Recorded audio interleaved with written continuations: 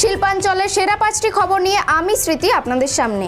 আসানসোলে কুলটি বিধানসভার অন্তর্গত ডিশেরগড় বিজেপি কার্যালয় থেকে হুডখোলা গাড়িতে চেপে আসানসোল লোকসভা নির্বাচনের বিজেপি প্রার্থী এস আলুওয়ালিয়া ও বিজেপি নেতা জিতেন্দ্র তেওয়ারি সহ বিজেপি কর্মী সমর্থকরা প্রথমবার মোটর সাইকেল মিছিল করে এসে ছিন্নমস্তকা মন্দিরে পুজো দেন। আসানসোল লোকসভা নির্বাচনে তৃণমূল কংগ্রেস প্রার্থী শত্রুঘ্ন সিনহার সাংবাদিক সম্মেলন। আসানসোল রাহালেন তৃণমূল কংগ্রেস কার্যালয়ে রাজ্যের মন্ত্রী মলয় ঘটক, বারাবণীর বিধায়ক তথা মেয়র বিধান উপাধ্যায় ও তৃণমূল কংগ্রেসের জেলা সভাপতি নরেন্দ্রনাথ চক্রবর্তী সহ জেলার সমস্ত নেতৃত্বদের নিয়ে সাংবাদিক সম্মেলনে উপস্থিত ছিলেন।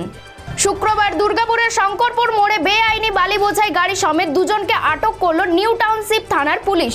ভোটের আগে ফের বড়সড় সাফল্য দুর্গাপুর পুলিশের।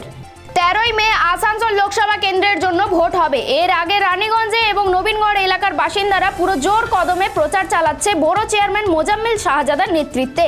এই উপলক্ষে মোজাম্মেল শাহজাদা ওই এলাকার মানুষের সাথে কথা বলেন এবং মমতা ব্যানার্জির জনকল্যাণমূলক প্রকল্প সম্পর্কে তথ্য দেন। দুর্গাপুরে এক অজ্ঞাত পরিচয় ব্যক্তির মৃতদেহ উদ্ধারকে কেন্দ্র করে দুর্গাপুর এনআইটি সংলগ্ন 7 নম্বর গেটের জঙ্গল থেকে ওই ব্যক্তির পচা গলা সহ দেহ উদ্ধার করা হয়েছে। রীতিমতো এই ঘটনা দেখে আতঙ্কিত হয়ে পড়ে স্থানীয়রা। ঘটনাস্থলে দুর্গাপুর থানার পুলিশ এসে দেহটি দুর্গাপুর মহকুমা হাসপাতালে ময়না তদন্তের জন্য পাঠায়। শিল্পাঞ্চলের সেরা 5টি খবর এখনকার মতন এই পর্যন্তই। পরবর্তী খবরের জন্য চোখ রাখুন খবর বাংলার স্ক্রিনে। খবর বাংলা, খবরের খবরদারি।